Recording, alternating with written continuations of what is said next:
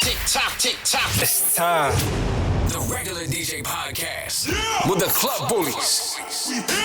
20 years experience of being regular as.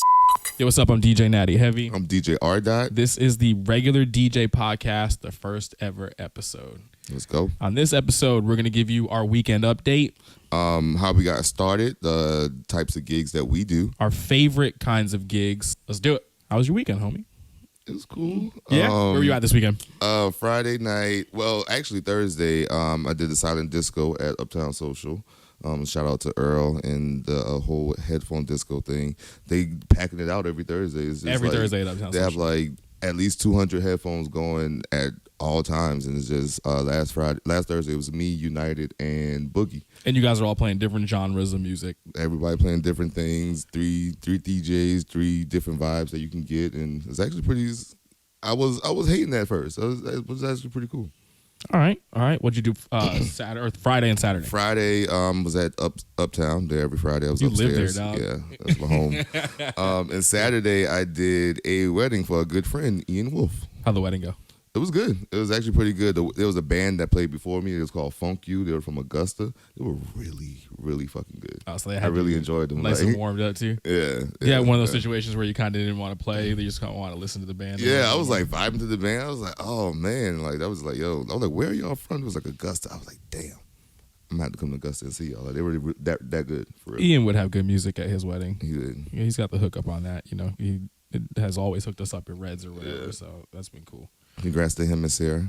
Congrats, guys. Congrats on your 3 gigs this weekend. You know what I mean? You know? So I celebrated on Sunday. Got a little saucy. A little lady on Sunday. Yeah. What'd you do Sunday night? Oh my God, what didn't I do? I started off by playing pool at AC's, went to Uptown, went to Brick, saw the homies Midnight City at Uptown. Saw the homie United. He was playing right before Midnight City. So, you know, that situation goes on Sundays. It's pretty lit at Uptown upstairs. Bro, what age did you think you were? I don't know. I think I was like, I don't know. I was going like I was 19 with the fake ID, like I was 21. Yeah. And yeah, I was feeling it. What on age Monday. did you wake up on Monday? I woke up feeling all 30, 40 years. That's pretty good. Yeah. Because I couldn't handle a night like that. That's a lot of early drinking, bro. You went in. Yeah, I started about like 3:34. I mean, it's good. I think it was pretty late on a Sunday. That's a good little Bud Light seltzer count by the end of that night for sure. It was. That's pretty dope. That's pretty dope. Yeah, so like your weekend was a lot more exciting than mine as far as like stuff. I mean, outside of I played a lot of Barbie. All right, let's throw that down. Word. I played a lot of Barbie, and it was. That's probably the only part of fatherhood I don't like is Barbie. But we did a lot of that. And you have to. And you got to do it. enjoy it. You can't. Like, you can't fake it. You can't fake it. Although I did get called out by her. She, Jocelyn, she was talking to mommy afterward because mommy had to play Barbie at some point. Mommy was like, "Yo, do you like playing Barbie with daddy?" And she was like, he was on his phone a lot and watching football this time. Like she called me out for it. So I don't know if that's good. Maybe she's going to be like, I don't really like playing Barbie with daddy, and we'll just do something different. That might work out in your favor. It might. Or, like, it just might work out, like, in therapy later on. Like, daddy never paid attention to me. Never wanted to play Barbie with you. Outside of that, I had my only gig was at Deco on Friday night. And how was that? That was litty, dog. I love that night. And hopefully it was as lit for everybody else as it was for me. You know, I think it was a good old time. We started doing the radio station stuff for 95SX, the live on air broadcast at 9:30. We'll talk about, maybe we'll talk about that on a future episode and like how you approach that kind of stuff. But then we did. Then I hit up Deco regular afterwards. So I went from clean music to curse words but even during the clean music portion of it, like people were just pouring in there. And then, a lot of hands in the air, and it felt good to be a club DJ that night for sure. made it home safely and responsibly. You know what I mean? It's always a good night. It's always a good night when you got the crowd vibe and you got them. Yeah. It is good. And if you don't believe us, you can always go to our Instagrams at Natty Heavy and at DJ R. And we'll put up recap videos and pictures and all that stuff up there for you guys to and all that good check stuff. it out. Yeah, we got the proof. We got the proof of good nights. You know, even we take pictures of, videos of weddings and stuff like that too. You know, I don't know if we're supposed to do that, but maybe we'll talk about that on a future episode one day too. But yeah, other than that, that was pretty much it. And then I just chilled out with the family and just kept thinking about how lit Friday night was. And can't wait for the next one at Deco. That place has been crazy in 2020, man. Yeah, Deco is killing it right now. Like, I remember, the Thursday night was was going kind of slow. Then, all of a sudden, it's packed in there on Thursdays for college night. Yeah, man. they tried a lot of Crazy. stuff on their Thursdays. I remember too. I walked in and I was like, "What the fuck is this?" Like, it was just people everywhere. I was like, "Yo, it's crazy for Thursday night." Like, if I was in college and they had a Thursday night going like that, like we had a bunch of places that, you know what I'm saying, basically that were bars. Right. Because I went to college Charleston, so I've been downtown for a while. But those places were, you know what I'm saying, just bars, like Tsunamis, with a DJ and stuff like that. But like to have an actual club. Mm-hmm. Oh man, the only one we had was Purple Tree. Was Light around back then? When you were... Yeah, Light. Yeah. But we didn't really frequent Light a lot until like Rehab. DJ Rehab was DJing there. Yeah. But yeah. Light, yeah. City Bar. I've heard City stories Bar. of that place. I wasn't here City for that, Bar. but I've heard when I a was lot of in college, stories. Yeah, that we did have City Bar, but it was more of a, you know what I'm saying, top 40s, but whereas Deco's top 40, but you can get a little bit more grimy at times, which is what I feel like downtown has been missing. Yeah, they're filling some holes. I think that's why they've been so popular for sure. Yeah, that's the weekend update. So, if you guys don't know, we are the Club Bullies DJ crew. The Club Bullies are based out of Los Angeles, California. We're here in Charleston, South Carolina. Shout outs to the homie DJ Unique and all the Club Bullies, Paris, KG. You guys are awesome. So thank you for letting us be part of the crew. But they're a DJ crew out of Los Angeles that we were fortunate enough to link up with just randomly. Random Twitter. Yeah, man. Twitter. That's pretty much what it was. And then we hooked up with them at some shout to Infusions back in the day. R.I.P. If you guys remember that place, the place was great.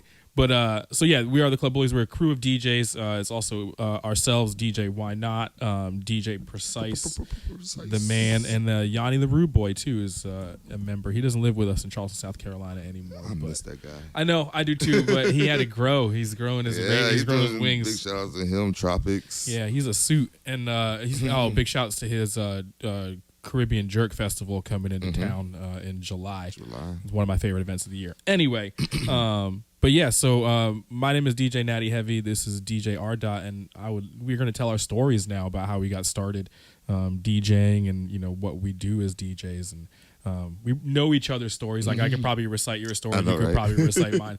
But yeah, man, go ahead and please. This is this is DJ R. All right. Dot. So what's crazy is I've always loved music, played music in church and stuff like that. But when I got to college, I had a friend, my homeboy Sanel, aka DJ Too Much.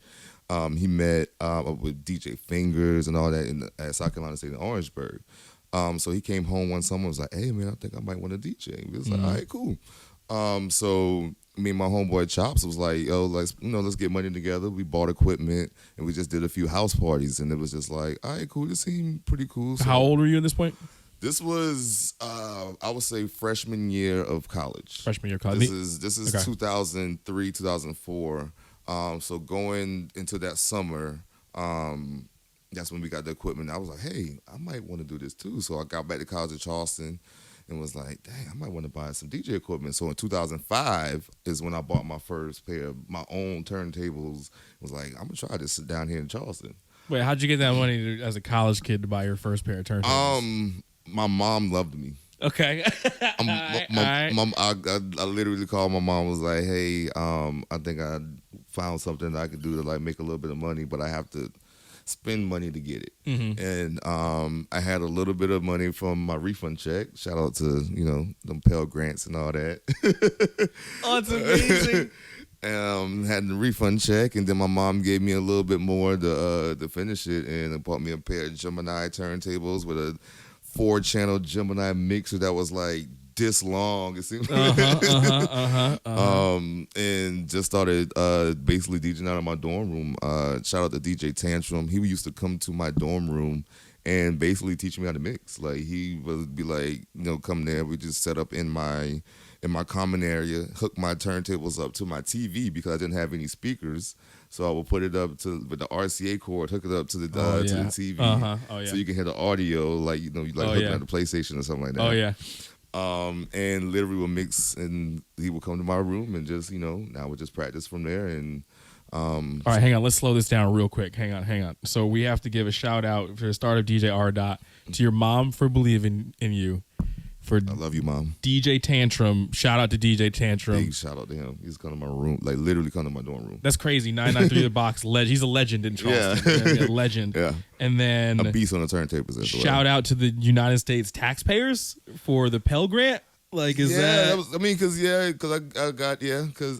Because of my good grades in high school. Oh no, and your hard work, no doubt.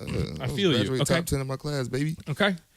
It doesn't matter that we only had 60 people in my class, but I was top 10. Top 10 though. It don't matter. It don't matter. You're still there. There's only the numbers don't lie. you know what I'm saying? Numbers never lie. That's awesome. All right. So continuing from DJ Tantrum teaching you via RCA cord in a TV. In a TV. That's wild. No speaker, no nothing. Started going out downtown. I ran into DJ Rehab. The man. Who is a fucking legend here in Charleston. Legend, that's true. Another beast on the turntables. He was DJing at Palmetto's, which is currently Burns Alley. Okay. That used to be Palmetto's, and they used to have like college night, which was like Tuesday night or like $2 something. I don't know. That's crazy. I just thought that place was always Burns Alley. Like, nah, because the alley is called Burns Alley. Yeah. But the bar wasn't. Oh, I just always that's like been there since like the College of Charleston started. Nah, it used to be Palmetto's, but it's exactly the same. It looks exactly the same. Okay. Nothing has changed. Just a different name. Yeah. So I would go see him, just like watch him and just like just talk to him. Also another guy was DJing there, DJ Moo Moo. Yep. Another legend in Charleston. Mm-hmm. He was DJing there. And he's part of my DJ story too. And he just randomly, I just was one night was like telling him, I was like, hey man, I'm upcoming DJ. I would like to, trying to get some gigs, blah blah blah. He was like, I spin a few records and walked away. He was put just me like on the spot, legit, and it was like, yeah. What were you feeling at that point? Were you nervous at that point, or were you just like? Yeah, I was. Because the only thing I've done is really because I was an RA at College of Charleston, so I used to only practice I really got in front of people was my residents would come to our like monthly meetings, and I would basically DJ for them for like 15, 20 minutes, and then we'll go over some rules or something like that, and then I DJ for them and like get pizza. That's a really cool meeting format. That's really cool. I used to. So like the first time you heard yourself over big speakers or whatever would have been at this moment. Yeah. Yeah. Cause from there, that would be the first time. Yeah. That's a ballsy move by Moo Moo right there. He just put me on the spot, and I remember I can't remember exactly what I played. I do remember playing LL Cool J Headsprung. I do remember that. Oh yeah. Oh, that's a club classic. Headsprung. Yeah. Oh yeah. That's 2003. Yeah, you know what I'm is. saying? So like that beat. Yeah. Yeah. And from there, just ended up getting a few like fraternity, sorority parties. So my biggest, just all of a sudden, since I was an RA and I knew people at College of Charleston, in 2006, mind you, I just got my equipment in 2005. 2006, the Yin Yang Twins came to College of Charleston for homecoming, and they needed a DJ to open up. And I was able to wiggle my way and talk to people, and I ended up being a DJ to open up for Yin Yang Twins for homecoming. A year into DJing? A year into DJing. Now, knowing how you sound now versus then, were you ready for that gig then? Nah. I was not ready. So at this time, this is before Serato. So awesome. this is all vinyl. I had my computer to play songs from like Windows Media Player. I didn't even have virtual DJ. Okay. So I'm playing music from WMP. From Windows Media Player. Winamp and when shit. I needed Napster. Yo, and mind you, Fair the Yin Yang share. Twins DJ, their tour DJ is DJ Scientist. Who is like the illest DJ I ever seen with my two eyes. Yeah, like viral DJ, like he's incredible. And I'm DJing, like not knowing. I'm just like, oh yeah, I'm excited. I'm in front of some of my peers. I got some of my homies in the front row. Like, yeah, they amping me up. Was it packed at this point, or was it like a regular opening where It it's was like just, a regular opening. Yeah. And then somebody went on. Then I went on again, and then there was like a lot more people there. Okay. And then because I had to go on right before they went on. Oh, Yeah, it was your job to get the crowd hype and like. But I was off to the side, so it wasn't how the Yeah. music farm is, and he's like straight in the middle. But I was like off to the side and the left, so like, you know what I'm saying, I looked like a little chump on the side. You know what I'm saying? Yeah, Like, I've been there before on the music farm. Yeah. So, but the cool thing about it is that when I got done, DJ Scientist, who I didn't even, this is my first time meeting him, he was just like, "Hey man, you wanna chill up here with me?" I'm like, all right, cool. Like that shit, this is gonna be the cool. I'm a year into DJing. I'm like standing behind a DJ in front of a big crowd. You know what I'm saying? And the Yin Yang Twins going on. Then they go to this part of their set and they're like, give it up for the DJ, and he's like doing this crazy ass set, and then all of a sudden he's like playing P.D. Pablo, North Carolina, come on and raise up. And while he's playing it, he's taking off his shirt. And by the time he get the raise up, take his shirt off, he had his jersey off and was waving it. But he was still cutting. He was at the still same time. cutting and like doing it. I was like, yo. And then after that, he like turned around, put his feet on the turntable, was like, Iri. Yeah, like he never seen a white person before. I was like, what the fuck is going? Like, what the hell did I just Did you watch? equally have like your greatest night of DJing and then like your worst feeling ever, like, or was it like a great feeling, or were you like, yo, I need to do something else?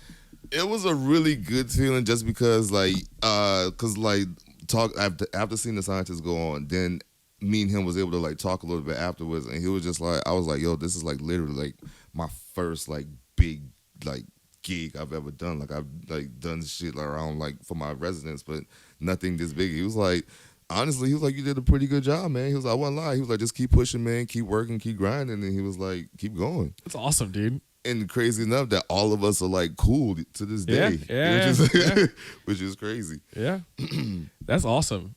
That's was that like do you think that's your favorite gig to this day? Or like, is it in there in the top? It was definitely in my top because it was one of the ones that like gave me the inspiration to keep going. Like every time I think about like, now I think back to that moment where like I was that and think about to where I'm at now. It's like, all right, I can see where the progression is, what I've done. So it's definitely one of those gigs I look back and it's like, I saw where I came from. Like I definitely started from the bottom. All right, so skill wise with that. Thank you to your mama. Thank you to DJ Tantrum, to the taxpayers of the United States of America. Thank you, South Carolina. The Yin Yang Twins and DJ Scientist. For presenting DJ R. Dot. That's pretty cool, man. It's like, I like that yearly progression right there. I would have crapped my pants. I would have shit my pants easily, dude. Like feeling in my stomach would have been, I don't know if I would have been ready for that after a year.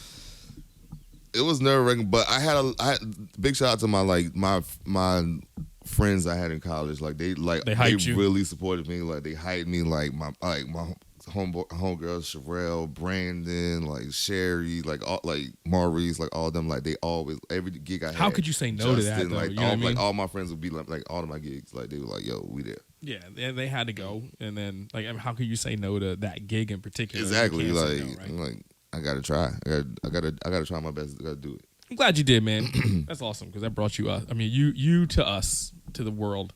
So I started DJing. My story is a little bit different.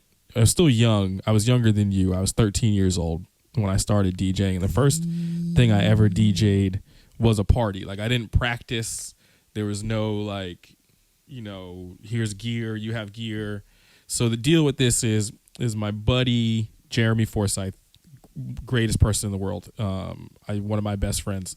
He we lived in Providence, Rhode Island at the time, and Jeremy's dad owns a speaker company and started a speaker company, founded it, called EAW Speakers. Absolutely wonderful speakers, greatest speakers in the world. Agreed. Ever. To this day, we use EAW speakers because they're amazing. Anyway, I grew up on them. So he owned that company, and we were all in middle school. I went to a different middle school than Jeremy, but because we had a mutual friend, and we knew Jeremy, and but the middle school got wind of Jeremy being the guy who had speakers. You know what I mean? So they were like, "Yo, we can save money if we just have the kids DJ." Right? So they did their little middle school party one time without me, and then they got hired somehow to do a different middle school's party based off this other one, because this other middle school was like, "Yo, we can save money. Let's just have some kids do it." And like, they were probably paying like, $600 for their DJs or whatever. We came in for like $100 or something like that, with like 175 maybe. 13 years old. It wasn't like no child labor laws against that. I guess not. I don't know. Nobody asked any questions. There probably should have been. I mean, just hire some random kids. Somebody belongs in jail. Like, we heard somebody got speakers and basically. yeah. Like, why has the school got their ears to the streets like that in the first place? The school's in tune with the streets. Yeah. And then the other middle schools are talking to each other like, "Yo, we had these kids that our gig. Like, yo, you should get them to do yours." It sounds like dope to me. Like, that's how you, I don't know, like, so that's what they did. Like, and I don't know if, maybe like there was another teacher that came through or something like that. But like, the kids, they did a good job. The speakers sounded great. Like, but they were out there with 5-disc CD changers and like a mixer that looks like our, but like a big board. You know what I mean? Like, you have to twist the knobs and push the levels all the way up. There's no crossfader on it or anything like that, right? So that's the first. They get hired to do the one at St. Augustine's, which is not the school that they went to. But they're like, "Yo, we don't know anything about hip hop music." And like, at this point, I was getting into my hip hop phase. I used to be a rocker, used to be big in alternative rock, and then I was slightly moving into more hip hop and stuff like that. But I always also had appreciation for pop music because of the station 92 Pro FM in Providence. So they're like, "Yo, can you help us with this gig?" And I'm like, "Yeah, okay, cool." So the first time I ever DJ, quote unquote, is with a 5-disc changer, big old mixer, and really just putting the CD in the 5-disc changer, putting another CD in the other 5-disc changer, turning them up and down, fading in and out. But it was all about song selection. Yeah, all about song selection. All the way, because dirty versions. You know what I mean? Because we didn't know any better. Like, oh yeah. Like, now you can hear DJ Clue from like, oh man, some of the downloads or whatever. Like, yeah. Oh DJ yeah, Clue, it was like that. But yeah, that's the first time I ever DJ'd, and then from that point on, we somehow started to just get more gigs at like their school, and then the St. Augustine school, and then like kids' birthday parties. But like, then we started to like buy gear, so we bought like these Newmark dual CD. Like, so there's a lot of DJs listening to this. I know what I'm talking about, I know right? that. I know, yeah. Like the kind of stuff that I kind of like. It had just like basically the 2 CDs was like right beside each other. Exactly, and it had little jog wheels on top of it, and like a couple buttons, no cue points or anything like that. What you're talking about. Yeah. The kind of thing that like now I would make fun of somebody for using, probably not. Like, I would. DJs are listening right now. Like, what the fuck are you guys talking about? Yeah, for sure. Like, I'm getting someone's like judging me, like, and that's okay. Fucking dinosaur DJ. That's how I started. Yeah, basically. Fred Flintstone's wedding. God, basically. And this had to have been, I guess, 1999-ish, 98, maybe even a little before then. I'm not getting my years right. Graduated high school 2001. So yeah, I guess like 97-ish or somewhere around there. Yeah. Crazy, long time ago. So, but then we started to get, we got a proper 4-channel, mixer like you had, like a big old Gemini. Ours was Newmark, I think. I don't remember. It might have been a Gemini. But yeah, I didn't actually touch like turntables until after I got my radio job in college. That's when I started really. I always had I had CDJs and I had like these other turntable CD things. It was like the turntable moved on top of it with the CD from Newmark, and like then I always had mixers and stuff like that. But like it wasn't until well after I had left college, after I DJ'd all my college bars and done all that stuff, that I got into turntables, and then finally, you know, the CDJs and stuff. But yeah, so I started when I was 13. We were killing this company, FMI DJ.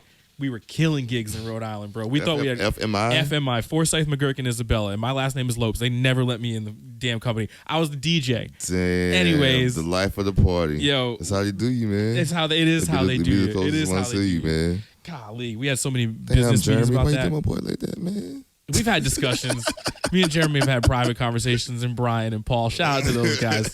Everyone played their little roles. Like we had a little company. Like we had business meetings with like proper minutes, and like we had like an account, and like we were like 14, 15. Yeah, bro. Like they were doing this like correctly. Like I hated that part of it, but they wanted to do it, so it gave them something to do. Because at that point I was really the one that was in charge of the parties. Like we were doing high school parties. It was me DJ, and they were like worried about the speakers and stuff like that, and you know, so but it was cool. It was an interesting way to start DJing because I went right into performances and right into, this could be a viable way to make money. Yeah. You know what I mean? Because I used it to make money through college. You know, I never stopped DJing from that point. I was doing college bars, still doing private events. We were doing high school parties still, proms, getting into bigger stuff because we had lights now at this point. We had, you know, big old speakers and subs and, you know, racks of QSC stuff and a website, you know what I mean? We're Flash website too, bro. We had a Flash website. Oh man, killing the game.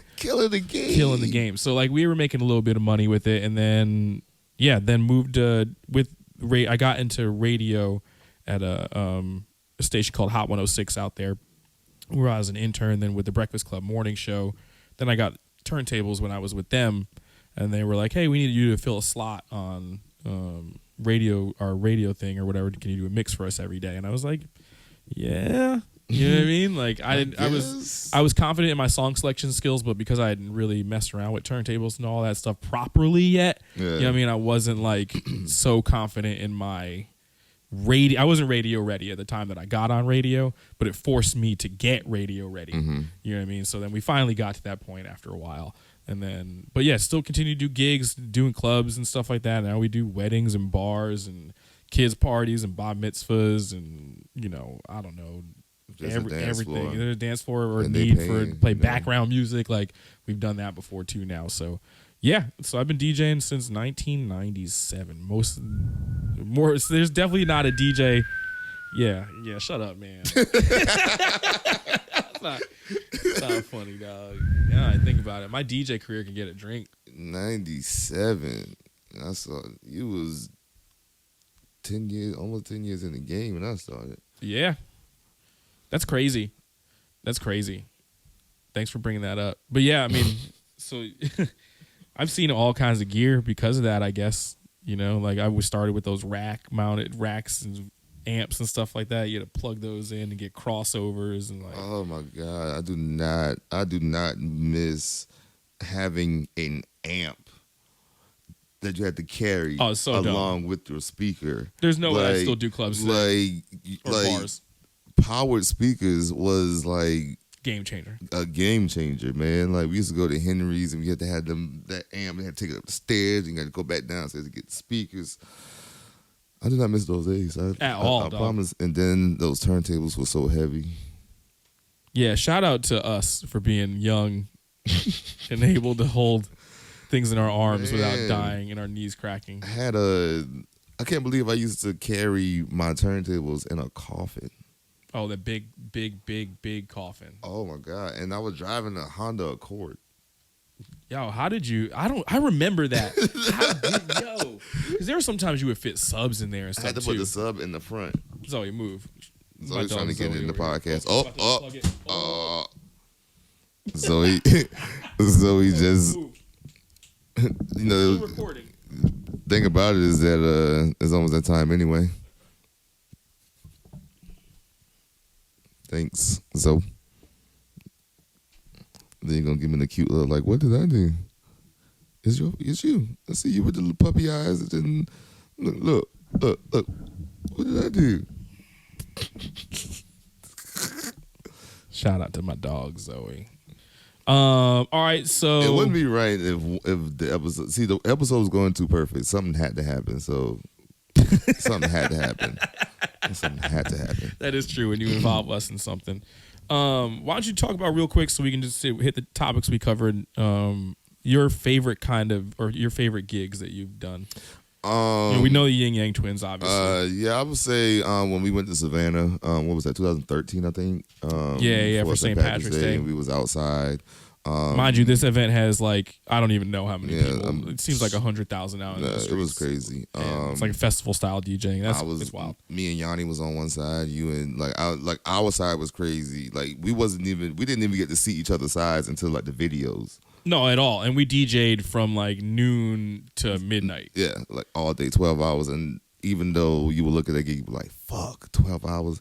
That shit was jumping 12 hours. That shit was fast. Like so much. It was so much fun. It was a lot of fun. I enjoyed that shit. That's in the top 5 for sure. Yeah.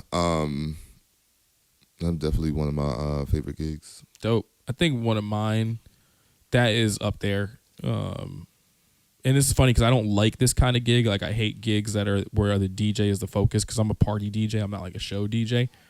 But those Hootie and the Blowfish joints that, and this is like I opened for Hootie and the Blowfish for a few years at their homegrown festival at the Volvo Car Stadium. And it's an open arena, and I got to open for them like right before they come on.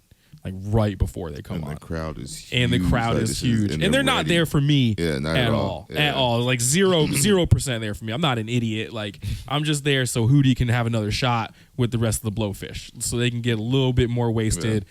You know what I mean? They can get a little more stage ready, go over a couple notes. You know what I'm saying? But I've been there. I've seen that. That shit is bananas. Because like the crowd gets into it. So like, once you start dropping tracks that they love, you hear the whole arena sing those things. And you feel like they're there for you. Like you feel like this is for me right now. Like who you're gonna have to wait, Hootie. You're gonna have to wait a little bit, Hootie. But then like Hootie's stage manager comes up, he's like, Hootie's not waiting. Get the fuck off the stage. Who the fuck are you? Whoa. So I mean reality hits you real fast because like then you have to take your gear off. Like I had to like unplug shit within 30 seconds. Like, okay guys, bye. Thanks, and like thanks for having me. Yeah. So reality sets in. But for that 10 minutes, it's like the coolest shit that I think I've ever done. Like I can't discount that. Outside of that, all the ones in Savannah are, because it's just a sea of people in those streets, hundreds of thousands of people, and they're just eating everything up. Everything. And then it was cool because we had Bud Light, and shouts to Bud Light for being our sponsors in the DJ world. So we got to be like, in like these Budweiser and Bud Light, Build a bar. All these they just put together these landscapes and these areas, these plots that are just crazy with all their product and all their displays and stuff like that. So it just makes you feel real cool. Yeah, Savannah was crazy. And then you come back and like you do like some shitty Tuesday night bar. You know what I mean? You got to play the Cupid Shuffle and then set you back in reality.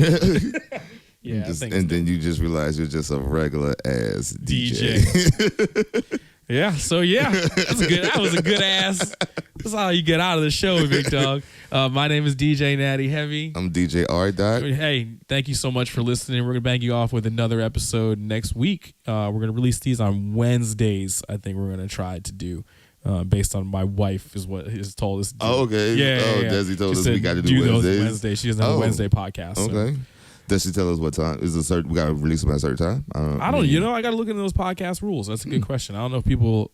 Hit us up with an email, man. nattyheavy@gmail.com, djr.gmail.com. If you have a preference on when we should release these and what time and all that stuff. And we're gonna do some different topics in the regular DJ world. From now on, we're gonna talk about because we're guys that DJ in bars, clubs, weddings, like I said, birthday parties. We do arenas and stuff like that. We do work on radio, but we also, do backup music for corporate events and, run microphones. So like we have a lot of input on, gear and how to approach gigs and, years and years of regular ass DJ experience. Doing regular ass shit. Like this podcast is going to be regular ass.